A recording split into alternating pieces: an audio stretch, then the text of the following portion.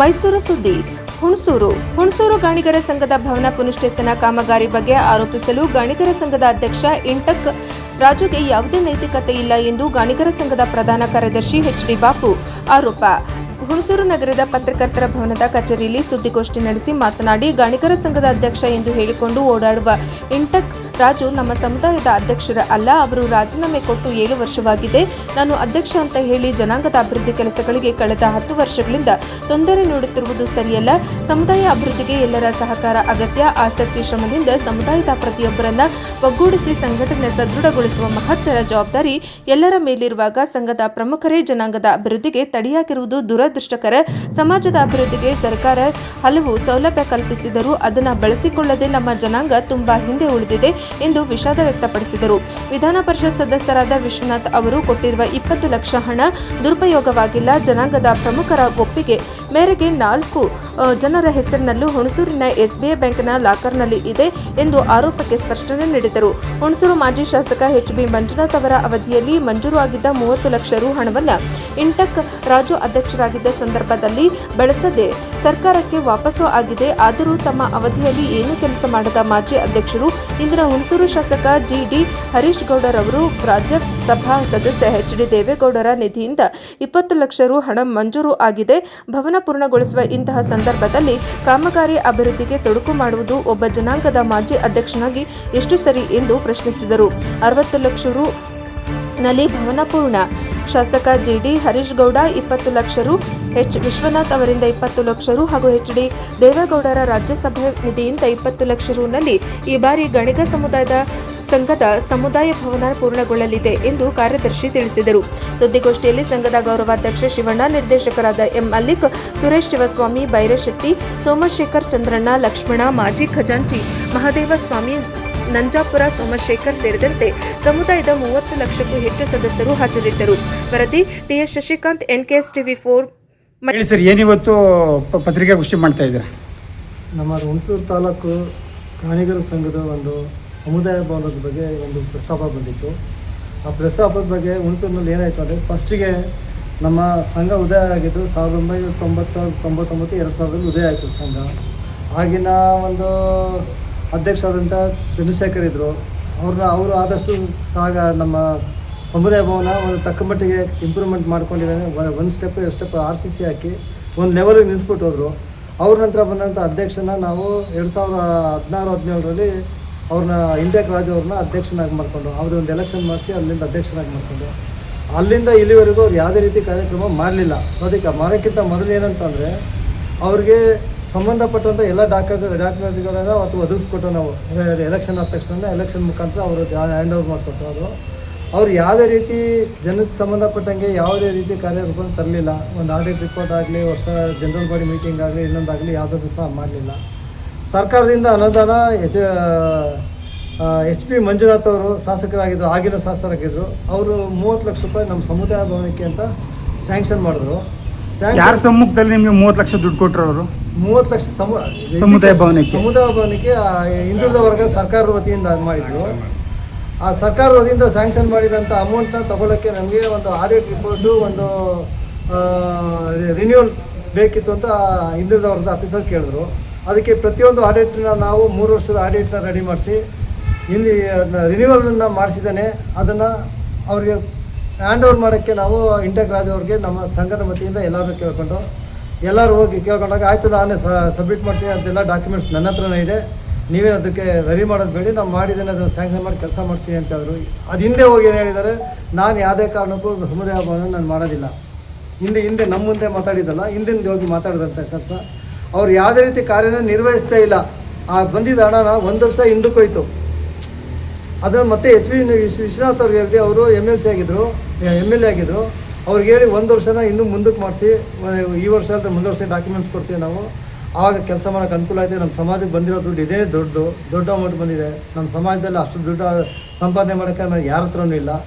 30 ಲಕ್ಷ ಬಂದಿರೋದ್ರಿಂದ ಅದನ್ನು ಉಪಯೋಗಿಸ್ಕೊಂಡು ನಾವು ಕೆಲಸ ಮಾಡಬೇಕು ಅಂತ ಎಚ್. ವಿಶ್ವನಾಥ್ ಅವ್ರನ್ನ ಕೇಳ್ಕೊಂಡಾಗ ಆಯಿತು ಅಂದ್ಬಿಟ್ಟಿದ್ದೀನಿ. ಸರ್ಕಾರದ ಮಟ್ಟದಲ್ಲಿ ಅವರು ಹೇಳಿ ಆ ದುಡ್ಡನ್ನು ಉಳಿಸ್ಕೊಟ್ರು. 1 ವರ್ಷ ಅಡಿಷನ್ 1 ವರ್ಷ ಉಳಿಸಿದ ನಂತರ ಅದನ್ನು ನಾವು ಮತ್ತೆ ಇಂಟಕ್ ರಾಜು ಕೇಂದ್ರ ಅಂತ ಏನೇನು ಡಾಕ್ಯುಮೆಂಟ್ಸ್ ಇದೆಯೋ ಅದೆಲ್ಲ ಕೊಟ್ಟರೆ ಹೋಗ್ಬಿಟ್ಟಿದ್ದಾನೆ. ನಾವು ಸಮುದಾಯ ಭವನ ಕೆಲಸ ಮಾಡ್ಸೋಕ್ಕೆ ಅನುಕೂಲ ಆಗ್ತದೆ. ಈಗ ಅಂತ ಅಂದಾಗ ಆಯಿತು ನಾನು ಮಾಡ್ತೀನಿ ಅಂದ್ಬಿಟ್ಟಿದ್ದೀನಿ. ಅವನ ಜೊತೆ ನಾವು 4 ಸಲ ಮೈಸೂರಿಗೆ ಹೋದು ಹಿಂದುಳಿದವ್ರ ಆಫೀಸ್ಗೆ ಹೋಗಿ ಎಲ್ಲ ಮಾತಾಡಿ ಎಲ್ಲ ಡಾಕ್ಯುಮೆಂಟ್ಸ್ನ ಕಲೆಕ್ಟ್ ಮಾಡ್ಕೊಂಡಿದ್ದೀನಿ. ಈ ಇಂಟೆಕ್ ರಾಜು ಅವ್ರಿಗೆ ನಾವು ಹ್ಯಾಂಡ್ ಓವರ್ ಮಾಡ್ದೋ ಅದನ್ನು. ಅಧ್ಯಕ್ಷರು ನಾನು ಕೊಡ್ತೀನಿ ಅಂದಮೇಲೆ ನಾವು ಅದನ್ನ ಜವಾಬ್ದಾರಿಗೆ ಅವ್ರಿಗೆ ಕೊಟ್ಟ ನಾವು. ಆದರೆ ಅವ್ರು ಯಾವುದೇ ರೀತಿ ಡಾಕ್ಯುಮೆಂಟ್ಸ್ನ ಕೊಡಲಿಲ್ಲ. ದುಡ್ಡು ವಾಪಸ್ ಹಿಂದಕ್ಕೆ ಹೋಯ್ತು. ಸಾಲದಕ್ಕೆ ನಾವು ಅದ್ರ ಬಗ್ಗೆ ಕೇಳಿದಾಗ ಅವರು ಏನೋ ಹಿತಾಸಕ್ತಿ ಇಟ್ಕೊಂಡಿದ್ರು ಅದ್ರ ಬಗ್ಗೆ. ಆ ಹಿತಾಸಕ್ತಿಯಿಂದ ಆ ದುಡ್ಡು ವಾಪಸ್ ಹೋಗೋಕ್ಕೆ ಹಿಂದಕ್ಕಾಯಿತು. ನಂತರ ಅದು ದುಡ್ಡು ಅವ್ರು ರಿಟರ್ನ್ ಹೋದ್ಮೇಲೆ ನಾವು ಕೇಳಿದ್ರೆ ಯಾಕೆ ನೀನು ಈ ಥರ ಮಾಡ್ದಲ್ಲ ಅಂತ ಕೇಳೋಕ್ಕೆ ರಾಜೀನಾಮೆ ಕೊಟ್ಟರು ಅವರು. ನಮ್ಮ ಯಜಮಾನರಿಗೆ ರಾಜೀನಾಮೆ ಕೊಟ್ಟು ಅದನ್ನು ನಾನು ಸಂಘದ ಕಾರ್ಯದರ್ಶಿಯಾಗಿರೋದು ಅದನ್ನು ನನಗೆ ಹ್ಯಾಂಡ್ ಓವರ್ ನನಗೊಂದು ಕೊಟ್ಟರು. ಆದಮೇಲೆ ನೋಡಪ್ಪ ಏನು ಇನ್ನೊಂದು ಲೆಟ್ರಲ್ಲಿ ಏನು ಕೊಟ್ಟಿದ್ದಾರೆ ಅಂತಂದರೆ, ನನ್ನ ಹತ್ರ ಇರೋ ಡಾಕ್ಯುಮೆಂಟ್ಸ್ಗಳೆಲ್ಲ ನೀವು ಯಾರು ಸಂಘದ ಹೊಸ ಅಧ್ಯಕ್ಷನ ಮಾಡ್ಕೊತೀರೋ ಅವ್ರಿಗೆ ಹ್ಯಾಂಡ್ ಓವರ್ ಮಾಡ್ತೀನಿ ಅಂತ ಹೇಳಿದ್ರು. ಆದರೆ ಅವ್ರು ಯಾವುದು ಅಧ್ಯಕ್ಷನ ಮಾಡೋಕ್ಕೆ ಅವ್ರ ಹತ್ರ ಯಾವುದು ಡಾಕ್ಯುಮೆಂಟ್ಸೇ ಕೊಡಲಿಲ್ಲ. ಒಂದು ಏನು ನಮ್ಮಲ್ಲಿ ಲೆಡ್ಜರ್ ಕಾಪಿ ಇದೆಯಾ ಅದು ಕೊಟ್ಟಿಲ್ಲ, ರೆಸಲ್ಯೂಷನ್ ಕಾಪಿ ಕೊಟ್ಟಿಲ್ಲ, ಸಾಲದಕ್ಕೆ ನಮ್ಮ ಆಡಿಟಿಂಗ್ ಕಾಪಿ ಕೊಡಲಿಲ್ಲ. ಏನೂ ಕೊಡದೆ ನಾವು ಮುಂದೆ ಹೋಗೋಕ್ಕೆ ಸಾಧ್ಯನೇ ಆಗಲಿಲ್ಲ. ಸಾಕಷ್ಟು ಸಲ ನಾವು ಹೋಗಿ ಎಲ್ಲ ಕೇಳ್ಕೊಂಡು ಎಲ್ಲರ ಹತ್ರ ಹೋಗಿ, ಇದು ನಮ್ಮ ಶಿವನವರು ಹೋದರು, ನಾಗರಾಜು ಅವರು ಹೋದರು, ಎಲ್ಲರೂ ನಮ್ಮ ಸಂಘದ ಎಲ್ಲ ಮೆಂಬರ್ಗಳು ಹೋಗಿದ್ದು ಅವ್ರ ಮನೆ ಮುಂದೆ ಕೇಳಿದಾಗ ನಾನು ಕೊಡೋಕ್ಕಿಲ್ಲ ಕಣ್ರಿ ಏನು ಮಾಡ್ತೀರಮ್ಮ ಅನ್ನೋದನ್ನ ರೆಸ್ಪೆಕ್ಟಾಗಿ ಮಾಡೋದು. ಅದಕ್ಕೋಸ್ಕರ ನಾವೇನು ಮಾಡೋದು, ಲಾಯಿಂದ ಒಂದು ನೋಟಿಸ್ ಕೊಟ್ಟು ಅದರಲ್ಲೇ ಸಾಲದ ಒಂದು 8 ನೋಟಿಸ್ನ ನಾವು ಕಳಿಸಿದ್ದೀವಿ. ಅದಕ್ಕೆ ಯಾವುದು ರೆಫ್ಯೂಸ್ ಮಾಡಿದ್ದಾರೆ. ಆದ ನಂತರ ಈಗ ನಾವೇನು ಮಾಡೋದು ಸ್ಥಿತಿಲಿ ಉಳ್ಕೊಂಡು ನಾವು ಏನು ಡಾಕ್ಯುಮೆಂಟ್ಸ್ ಇಲ್ಲದೆ ನಾವು ರಿನ್ಯೂವಲ್ ಮಾಡ್ಸೋಕೆ ಆಯ್ತಾಯಿಲ್ಲ ಸಂಘನ, ಇಲ್ಲ ಒಂದು ಎಲೆಕ್ಷನ್ ಮಾಡೋಕ್ಕೆ ಆಯ್ತಾಯಿಲ್ಲ. ಹಾಗಾಗಿ ಅದನ್ನು ನಾವು ನಮ್ಮ ಸಮಾಜದ ಮುಖಂಡರಿಗೆಲ್ಲ ತೊಗೊಂಬಂದ ವಿಷಯ ಹಿಂಗಾಗೋದೆಲ್ಲ ಏನು ಮಾಡೋದು ಅಂತ. ಆಗ ಹರೀಶ್ ಗೌಡರು GD ದೇವೇಗೌಡರ ಹತ್ರ ಹೋದ ನಾವು, ಈ ಥರ ಹಿಂಗೆ ಆಗ್ಬಿಟ್ಟಿದೆ, ನಾವು ಸಂಘ ಈ ಥರ ನಡೀತಾ ಇಲ್ಲ, ಇದಕ್ಕೆ ಏನಾದ್ರು ಒಂದು ದಾರಿ ಮಾಡಿಕೊಡಿ ಅಂದಾಗ ಅವರು DR ಫೋನ್ ಮಾಡಿದ್ರು, ಇದನ್ನು ನೋಡಿ ಇದು ಗಾಣಿಗರ ಸಮಾಜದ ಏನಾದ್ರು ಒಂದು ಅನುಕೂಲ ಮಾಡಿಕೊಡಿ. ಇಂಟೆಕ್ ರಾಜು ಅನ್ನೋರು ಯಾವುದೇ ಡಾಕ್ಯುಮೆಂಟ್ಸ್ ಮಾಡಿಕೊಂಡು ಯಾವುದೂ ಕೊಡ್ತಾ ಇಲ್ಲ, ಅವ್ರಿಗೆ ಅನುಕೂಲ ಆಗೋ ರೀತಿ ಯಾವುದೋ ಒಂದು ವ್ಯವಸ್ಥಿತವಾದ ಒಂದು ಹೇಳ್ಕೊಡಿ ಅಂದಾಗ ಅವರು ಹೋದಾಗ ಒಂದು ಆಡಿಟ್ ರಿಪೋರ್ಟ್ ತೊಗೊಂಬನ್ನಿ, ಆಡಿಟ್ ರಿಪೋರ್ಟು ಒಂದು ರೆಸಲ್ಯೂಷನ್ ಕಾಪಿ ತೊಗೊಂಡ್ಬನ್ನಿ, ನಾನು ಮಾಡ್ಕೊಡ್ತೀನಿ. ಅದನ್ನು ಎಲೆಕ್ಷನ್ ಮುಖಾಂತರನಾರು ಮಾಡಲಿ, ಇಲ್ಲ ಇನಾಗ್ನೆಸ್ಸಾಗಿ ಆಯ್ಕೆನಾರು ಮಾಡಿ, ಒಟ್ಟಲ್ಲಿ ಸಂಘನ ಅಸ್ತಿತ್ವಕ್ಕೆ ತೊಗೊಂಡ್ಬರ್ತೀನಿ ಅಂತ ಅವ್ರು ಒಪ್ಕೊಂಡ್ರು. ಆಗ ನಾವು ತಿರ್ಗಾ ಮತ್ತೆ ಅವ್ರ ಹತ್ರನೇ ಹೋದೋ ಏದಂತ ತಿರ್ಗಿ ಮತ್ತೆ ನಾವು ಡಾಕ್ಯುಮೆಂಟ್ಸ್ ಇರೋದನ್ನ ಕೊಟ್ಟು ಕಳ್ಸಪ್ಪ, ಇಲ್ಲ ತೊಂದರೆ ಆಗ್ತದೆ, ನಾವು ಸಮಾಜದಲ್ಲಿ ಏನಾದ್ರು ಒಂದು ಸಾಧನೆ ಮಾಡಬೇಕಾದ್ರೆ ಆಗೋದಿಲ್ಲ. ಹೀಗಾಗಿ ನನ್ನ ಸಣ್ಣ ಪುಟ್ಟ ಕುಂಭಗಳಿರೋದು, ನಾವು ಎಲ್ಲ ಸಣ್ಣ ಪುಟ್ಟ ಮದುವೆ ಮಾಡಬೇಕು, ಒಂದು ಮದುವೆ ಆಗಲಿ ಇನ್ನೊಂದಾಗಲಿ ಮಾಡಬೇಕು ಅಂತಂದರೆ ಸಣ್ಣ ಒಂದು 500 ಜನ 600 ಜನ ಮಾಡೋಕ್ಕೆ ಭಾಳ ಅನುಕೂಲ ಆಯ್ತದೆ. ಉಳ್ಳವರು ಎಲ್ಲ ಹೋಗಿ ಮಾಡ್ತಾರೆ, ಪಾಪ ಬಡ ಜನರು ಇದ್ದಾರೆ, ಅವ್ರಿಗೆ ಅನುಕೂಲ ಆಗ್ತದೆ ಅಂದ್ಬಿಟ್ಟು ನಾವೆಲ್ಲ ಕೇಳ್ಕೊಂಡು ಅದಕ್ಕೆಲ್ಲರಿಗೂ ರೆಫ್ಯೂಸ್ ಮಾಡಿದ್ಮೇಲೆ ಹರೀಶ್ ಗೌಡ್ರಿಗೆ ಕೇಳ್ಕೊಂಡ್ರು ಎಲೆಕ್ಷನ್ ಆಗೋಕ್ಕಿಂತ ಮೊದಲು, ಸರ್ ಈಗ ನೀವು ಎಲೆಕ್ಷನ್ ನಿಂತಿದ್ದೀರಾ, ನಮಗೆ ಹಿಂದಿನ ಒಂದು ಶಾಸಕರಿಂದ ನಮಗೇನು ಪ್ರಾಬ್ಲಮ್ ಇದಾಗಲಿಲ್ಲ, ಈಗ ನೀವು ಮುಂದಕ್ಕೆ ಬಂದಿದ್ದೀರಾ, MLA ಆಗಾಗ್ತಾಯಿದ್ದೀರಾ, MLA ಆದಾಗ ನಮ್ಮ ಸಮಾಜಕ್ಕೊಂದು ಸಮುದಾಯ ಭವನನ ನೀವು ನಿರ್ಮಿಸ್ಕೊಡ್ಬೇಕು ಅಂತ ಕೇಳ್ಕೊಂಡಾಗ ಆಯ್ತಪ್ಪ ನಾನು ಎಲೆಕ್ಷನ್ ಮುಗಿದ ನಂತರ ಮೊದಲನೇ ಕೆಲಸನೇ ನಾವು ಅದನ್ನು ಮಾಡ್ತೀವಿ ಅಂತಂದರು. ಕಾರಣಾಂತರದಿಂದ 1 ವರ್ಷ 2 ವರ್ಷ ತಳ್ಳಿದೆ ಅಷ್ಟೇ, ಇನ್ನೇನು ಬೇರೆ ಏನಿಲ್ಲ. ನಂತರ ಅವರು ಆಯಿತು ಈಗ ಒಂದು 8 ತಿಂಗಳಲ್ಲಿ ನಾವು ಕೇಳಿದಾಗ ಶಿವಣ್ಣವರು ನಾಗರಾಜ್ ಅವರು ಒಂದು ಇದಿತ್ತು, ಪ್ರಕಾಶ್ ಅವರು ಒಂದು ನಾಮಕರಣ ಇತ್ತು. ನಾಮಕರಣಕ್ಕೆ ಬಂದಾಗ ನಾವು ಹೋಗಿ ಮಾತಾಡುವ, ಈಗ ಈ ಥರ ಆಗಿದೆಯಲ್ಲ, ಇನ್ನೂ ಕೆಲಸ ಸ್ಟಾರ್ಟ್ ಮಾಡಲಿಲ್ವಲ್ಲ ಅಂದಾಗ, ಇಲ್ಲಪ್ಪ ನಾನು ಕೆಲಸ ಸ್ಟಾರ್ಟ್ ಮಾಡ್ತೀನಿ, ನಮ್ಮದು ಅನುದಾನ ಬಂದಿಲ್ಲ, ಅನುದಾನ ಬಂದ ತಕ್ಷಣ ನಾನು ಸ್ಟಾರ್ಟ್ ಮಾಡ್ತೀನಿ ಕೆಲಸನ ಅಂತಂದರು. ನಮ್ಮ ಹತ್ರ ಎಲ್ಲ 20 ಲಕ್ಷ ಇದೆಯಲ್ಲ ಅದನ್ನು ತೊಗೊಂಡು ಮಾಡಿ ಅಂತಂದು. ಅದು ಮೊದಲು ಸಹ ಹೇಳಿದ್ದು ನಾವು 3 ವರ್ಷದ ಮುಂಚೆನೇ ನಾವು 20 ಲಕ್ಷ ತೊಗೊಂಡು ಕೆಲಸ ಮಾಡ್ತೀವಿ, ಆಮೇಲೆ ಬೇಕಾದ್ರೆ ನೀವು ಹಾಕೊಳ್ಳಿ ಅಂತ. ಇಲ್ಲ ಆ ದುಡ್ಡನ್ನ ಹಾಗೆ ಇಟ್ಟಿರಿ, ನಾನು ಯಾವಾಗ ಕೇಳ್ತೀನಿ ಅವಾಗ ಕೊಡಬೇಕು ನೀವು ಅಂತ ಹೇಳಿದ್ರು. ಆಮೇಲೆ ಈಗ ಅನುದಾನ ಮಾಡಿದಾರಂತೆ, HD ದೇವೇಗೌಡರ ಕಡೆಯಿಂದ MP ಅವರಿಂದ ಒಂದು ಅನುದಾನ ಹಾಕ್ಸಿದ್ದಾರೆ, 20 ಲಕ್ಷ ರೂಪಾಯಿ ನಮ್ಮ ಸಮುದಾಯಕ್ಕೆ ಹಾಕಿದ್ದಾರೆ. ಈ ಮಧ್ಯದಲ್ಲಿ ನಾವು 20 ಲಕ್ಷನ ನಾವು ಮೊದಲಿಗೆ ಒಂದು ಜಾಗ ತೊಗೊಳಕ್ಕೆ ಅಂತ ಹೇಳಿದ್ರು. ವಿಶ್ವನಾಥ್ ಅವರು ಹೇಳಿದ್ರು, ಇದು ಅಷ್ಟು ಸೂಕ್ತವಾಗಿಲ್ಲ ಜಾಗ ಸಮುದಾಯ ಭವನಕ್ಕೆ, ನೀವು ಒಂದು ಜಾಗ ಎಲ್ಲರೂ ತೊಗೊಳಕ್ಕೆ ವ್ಯವಸ್ಥೆ ಮಾಡಿ ಅಂದ್ಬಿಟ್ಟಿದ್ದೆ. ನಮ್ಗೆ 20 ಲಕ್ಷ ನಮಗೆ ಅವ್ರ ಸಹಾಯಧನದಲ್ಲಿ ಕೊಟ್ಟಿದ್ರು. ಸಹಾಯಧನ ಅಂದರೆ ಅವ್ರು ಸ್ವಂತವಾಗಿ ಕೊಟ್ಟಿದ್ರು ಅವರು. ಅದನ್ನು ಯೂಸ್ ಮಾಡ್ಕೊಂಡು ನಾವು ಒಂದು ಡೈರಿ ರಾಮಕೃಷ್ಣ ಕೊಟ್ಟಿರೋದು ಒಂದು 1/2 ಎಕರೆ ಜಮೀನಿತ್ತು, ಅದನ್ನು ತೊಗೊಳ್ಳೋಣ ಅಂತ ನಾವು ತೊಗೊಂಡು ಅದನ್ನು ಮಾತಾಡಿದ್ದಾನೆ. ವಿಶ್ವನಾಥರೇ ಕೂತ್ಕೊಂಡು ಮಾತಾಡಿದ್ರು, ನೋಡಪ್ಪ ಗಾಣಿಗರ ಸಮಾಜಕ್ಕೆ ಅದೊಂದು ಅವಕಾಶ ಮಾಡಿಕೊಡು ಅಂದ್ಬಿಟ್ಟಿದ್ದಾನೆ. ಡೈರಿ ರಾಮಕೃಷ್ಣ ಕೇಳ್ಕೊಂಡಾಗ ಆಯಿತು ಸಾಹೇಬ್ರೆ, ನಮ್ಮ ಪಕ್ಕದಲ್ಲಿ ಇರೋದ್ರಿಂದ ಅದು 36 ಲಕ್ಷ ಆಯಿತು 1/2 ಎಕರೆಗೆ, ಆಯಿತು ಒಂದು 10 ಲಕ್ಷ ನಾವು ಅಡ್ವಾನ್ಸು ಸಹ ಕೊಟ್ಟು, ಆಮೇಲೆ ಬಂದು ಟೌನ್ ಪ್ಲಾನಿಂಗಲ್ಲಿ ತೆಗೆಸಿದಾಗ ಅದು ಮಧ್ಯ ಹೈಟೆನ್ಷನ್ ಏರೋಗಿದೆ, 100 ಅಡಿ ಬಿಡಬೇಕಾಗುತ್ತೆ ಮಧ್ಯದಲ್ಲಿ, ಆದ್ದರಿಂದ ನಿಮ್ಮ ಸಮುದಾಯ ಭವನ ಮಾಡೋಕ್ಕಾಗೋದಿಲ್ಲ ಅಂತ ಹೇಳಿದಾಗ ತಿರ್ಗಾ ಮತ್ತೆ ಅದೇ ವಿಶ್ವನಾಥ್ ಹತ್ರ ಹೋಗಿ ನನಗೆ ಫೋನ್ ಮಾಡ್ತೀನಿ, ನಮ್ಮ ಕೈಲಿ ಆಗೋದಿಲ್ಲ ಜಾಗನ ನಮಗೆ ವಾಪಸ್ ತಂದುಕೊಡಿ ದುಡ್ಡನ್ನ ಅಂತ ಕೇಳ್ಕೊಂಡು. ಸರಿ, ಅವರು ಡೈರಿ ರಾಮಕೃಷ್ಣ ಕೊಟ್ಟರು, ನೀವೇನು ಅಕೌಂಟ್ ಪೇ ಕೊಟ್ಟಿದ್ದು ಅದೇ ರೀತಿ ಅಕೌಂಟ್ ಪೇ ನಮಗೆ ಕಳಿಸ್ಕೊಟ್ರು. ನಂತರ ನಾವು ಸಮುದಾಯದವ್ರು ಎಲ್ಲರೂ ಈಗ ನಮ್ಮ ಗೌರವಾಧ್ಯಕ್ಷರು ಶಿವಣ್ಣವರಿದ್ದರು, ನಾಗರಾಜ್ ಅವರಿದ್ದರು, ರಮೇಶ್ ಅವರು, ಇಡೀ ಎಲ್ಲ ಸಮಾಜವರು ಸೇರ್ಕೊಂಡಿದ್ದಾನೆ. ಒಂದು ಮೀಟಿಂಗ್ ಮಾಡೋದು 2025 ಮಾಡಿದಾಗ ಏನಂತಂದರೆ, ನೋಡಿ ಇದನ್ನು ದುಡ್ಡನ್ನು ನಾವು ಕೈಯಲ್ಲಿ ಇಟ್ಕೊಳ್ಳೋದು ಬೇಡಿ, ಇದನ್ನೇ ಇದು ಬ್ಯಾಂಕ್ನಲ್ಲಿ ಇಡೋಕ್ಕಾಗೋದಿಲ್ಲ. ಇದು ಯಾವುದೇ ರೀತಿ ಬ್ಯಾಂಕ್ನಲ್ಲಿ ಇಡೋಕ್ಕಾಗೋದಿಲ್ಲ. ಯಾಕೆ ಅಂತಂದರೆ ಬ್ಯಾಂಕಲ್ಲಿ ಇಡಬೇಕು ಅಂತಂದರೆ ನಾವು ಸಂಘದಲ್ಲಿ ಯಾವುದೇ ರೀತಿ ಇದಿಲ್ಲ. ನಮ್ಮದು ಬ್ಯಾಂಕ್ ಇದೆಲ್ಲ ಇದಾಗಿದೆ, ಸ್ಟ್ರಕ್ ಆಗಿದೆ, ಸಂಘ ಇಲ್ಲ, ಏನು ಇಲ್ಲದ್ರಿಂದ ನಾವು ಇಡೋಕ್ಕಾಗೋದಿಲ್ಲ. ಅದನ್ನು ಮೊಪ್ಪತ್ತಾಗಿಡಿ. ಒಂದು ಯಾವತ್ತು ಕೆಲಸಕ್ಕೆ ಬೇಕು ನಾವು ತೊಗೊಳಕ್ಕಾಯ್ತದೆ, ಇಲ್ಲ ಯಾವುದು ಜಾಗ ತೊಗೊಳಿದ್ರೆ ತೊಗೊಳಕ್ಕಾಯ್ತದೆ, ಅದನ್ನು ಹಾಗೆ ಇಟ್ಟಿರಿ ಅಂತ ಹೇಳಿದರು ನಮಗೆ. ಹಾಗಾಯಿತು ಅಂತ ನಾವು ಅದನ್ನು ತೊಗೊಂಡು ಇದು ಮಾಡಿದಾಗ SBI ಬ್ಯಾಂಕ್ನಲ್ಲಿ ಲಾಕರ್ ನಂಬರ್ 17 ಅಕೌಂಟ್ ಓಪನ್ ಮಾಡಿಸಿ ಅಲ್ಲಿ ನಾವು 4 ಜನ, ಶಿವಣ್ಣ ಅವರು, ಮಲ್ಲಿಕಾ ಅವರು, ಮಲ್ಲಿಕಾ ಅವರು, ಪ್ರಕಾಶ್ ಸೋಮಣ್ಣ ಅವರು, ಇಷ್ಟು ಜನ ಸೇರ್ಕೊಂಡಿದ್ದಾರೆ. ಅದನ್ನು 20 ಲಕ್ಷನ ನಾವು ಬ್ಯಾಂಕಲ್ಲಿ ಇಡಿಸಿದ್ದೀವಿ.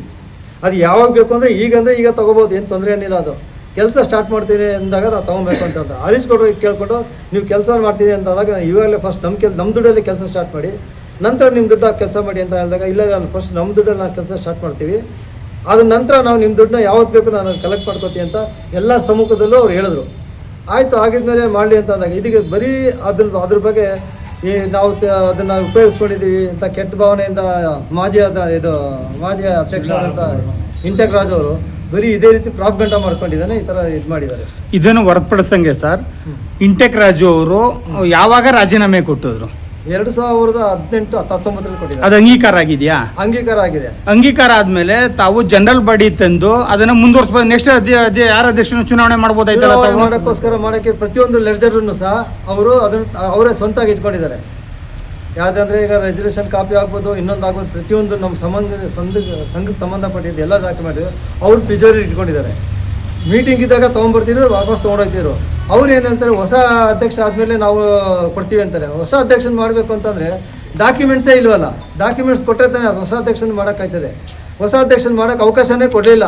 ಅಲ್ಲಿಂದ ತಳ್ಕೊಂಡು ಬಂದರು. ಕೇಳಿದ್ರೆ ನನ್ನ ಮಗನ ಮದುವೆ ಮಾಡಬೇಕಾ, ನನ್ನ ಮಕ್ಳಿಗೆ ಮದುವೆ ಮಾಡಬೇಕಾಗಿ ನಾ ಏನು ಮಾಡಬೇಕು ಅದು ಮಾಡೋಕ್ಕೆ ಹೋಗಿ ಈ ಥರ ಕೆಟ್ಟ ಭಾವನೆಯಲ್ಲಿ ಎಲ್ಲ ಕಡೆಯೂ ಹೇಳ್ಕೊಂಡು ಬಂದಿದ್ದಾರೆ ಅವರು. ಈಗ ಅವರು ಮೊನ್ನೆ ಪತ್ರಿಕಾಗೋಷ್ಠಿಯಲ್ಲಿ ಹೇಳ್ತಾರೆ, ನನ್ನ ಅಧ್ಯಕ್ಷ ಸ್ಥಾನದಿಂದ ವಜಾ ಮಾಡಿ ಅಂದ್ರು, ವಜಾ ಮಾಡ್ತಾ ಇಲ್ವಂತ. ಯಾಕೆ ವಜಾ ಮಾಡ್ತಾ ಇಲ್ಲ ನೀವು? ವಜಾ ಮಾಡೋಕ್ಕೆ ಜನರಲ್ ಬಾಡಿ ಮೀಟಿಂಗಲ್ಲಿ ಕರೆದೇ ಇಲ್ಲ ಯಾವುದಕ್ಕೂ. ನಾವು ಜನರಲ್ ಬಾಡಿ ಬಂದು ವಜಾ ಮಾಡಬೇಕು ಅಂತಂದರೆ ಲೆಡ್ಜರ್ ಪ್ರತಿಯೊಂದು ಡಾಕ್ಯುಮೆಂಟ್ಸ್ ಬೇಕು. ಪ್ರತಿಯೊಂದು ಡಾಕ್ಯುಮೆಂಟ್ಸ್ ಯಾವುದೂ ಇಲ್ವಲ್ಲ, ಎಲ್ಲ ಅವರೇ ಮಾಡಿಕೊಂಡಿದ್ದಾನೆ. ವಜಾ ಮಾಡಿ ಅಂದರೆ ಇಪ್ಪತ್ತಿದೆ. ಈಗ ಅವರಲ್ಲಿ 3 ಜನ ಅವನ ಹತ್ರ ಮೆಂಬರ್ ಇದ್ದಾರೆ. ಇನ್ನು 12 ಜನ ಮೆಂಬರ್ಗಳು ನಮ್ಮಲ್ಲಿ ಇದೆ. ಅದರಲ್ಲಿ 3 ಜನ ಇಬ್ಬರು ತೀರೋಗಿದ್ದಾರೆ ಅಷ್ಟುಬಿಟ್ರೆ. ಅವ್ರು ಎಲ್ಲರನ್ನ ಕರೆದು ಮಾತಾಡಿದಾಗ ನಮ್ಮ ಹತ್ರ ಇದ್ದರೆ ವಜಾ ಮಾಡಿ ಏನಾರು ಮಾಡ್ಬೋದು ಅಂದರೆ ಅವ್ರು ಆಗಲೇ ವಜಾ ಆಗಿದ್ದಾನೆ ಆಲ್ರೆಡಿ. ಯಾವಾಗ ನಮ್ಮದು ಸಂಘದಲ್ಲಿ ಇರೋದು 3 ವರ್ಷಕ್ಕೆ ಮಾತ್ರ ಅಧ್ಯಕ್ಷರಾಗಕ್ಕೆ ಇರೋವಂಥದ್ದು ಅವಶ್ಯಕ. 3 ವರ್ಷ ಮುಗಿದ್ಮೇಲೆ ಅವ್ನು ಅವಧಿ ಮುಗಿದ್ಮೇಲೆ ರಾಜೀನಾಮೆ ಮೇಲೆ ಹೋಗಿತ್ತಲ್ಲ, ಒಂದು ಕೆಲಸ ಮುಗೀತು. ಹೊಸ ಅಧ್ಯಕ್ಷನ ಆಯ್ಕೆ ಮಾಡೋಕ್ಕೆ ನಮ್ಗೆ ಅವಕಾಶನೇ ಸಿಕ್ಕಿಲ್ವಲ್ಲ. ಈಗ ಮುಂದಿನ ನಡೆ ಏನಿದೆ ಸರ್ ತಮ್ಮದು? ಮುಂದಿನ ನಡೆ ಒಗ್ಗಟ್ಟಾಗಿ ತಮ್ಮ ಸಮುದಾಯದವರು ಏನು ಮುಂದಿನ ನಡೆ ಏನು ಹೇಳ್ತಾ ಇದ್ದೀರಾ? ಈಗ ಮುಂದಿನ ನಡೆಗೆ ಹರೀಶ್ ಗೌಡ್ರಿಗೆ ನಾವು ಹೇಳ್ಬಿಟ್ಟಿದ್ದೀವಿ, ಇದು ಸಮುದಾಯ ಭವನನ ಸೂಕ್ತವಾಗಿ ಕೆಲಸ ಮುಗಿಸ್ಕೊಡಿ, ನಾವು ಡಿಸೆಂಬರ್ನೊಳಗೆ ಮುಗಿಸ್ಕೊಡ್ತೀವಿ ಅಂತ ಹೇಳಿದ್ದಾರೆ. 24ನೇ ತಾರೀಕು ಸಮುದಾಯ ಭವನದ ಮುಂದುವರೆದ ಕಾಮಗಾರಿಗೆ ಉದ್ಘಾಟನೆ ಮಾಡ್ತೀವಿ ಅಂತ ಹೇಳಿದ್ದಾರೆ. ಮುಂದುವರೆದ ಅದು ಉದ್ಘಾಟನೆ ಮಾಡಿದ ನಂತರ ಅದನ್ನು ಅವ್ರ ಕೆಲಸ ಸ್ಟಾರ್ಟ್ ಮಾಡಿದ್ರೆ ನಂತರ ನಾವೇನು ಮಾಡ್ತೀವಿ ಅನ್ನೋದಾದರೆ, ನಾವು ಸಂಘದ ಎಲ್ಲ ಡಾಕ್ಯುಮೆಂಟ್ಸ್ ಎಲ್ಲ ತೊಗೊಂಡಿದ್ದೀವಿ ಆಲ್ರೆಡಿ. ಇವಾಗ ಹಿಂದುಳಿದವ್ರ ಆಫೀಸಲ್ಲಿ ತೊಗೊಂಡಿರೋದ್ರಿಂದ ಅದನ್ನು ಮುಂದುವರ್ಸೋಕ್ಕೆ ಏನೋ ವ್ಯವಸ್ಥೆ ಮಾಡ್ತೀವಿ. ದೊಡ್ಡವ್ರು ಯಾವ ಥರ ಡಿಸೈಡ್ ಮಾಡ್ತಾರೋ ಸಮುದಾಯದಲ್ಲಿ ಮೀಟಿಂಗ್ ಕರೆದು ಡಿಸೈಡ್ ಮಾಡ್ತೀವಿ.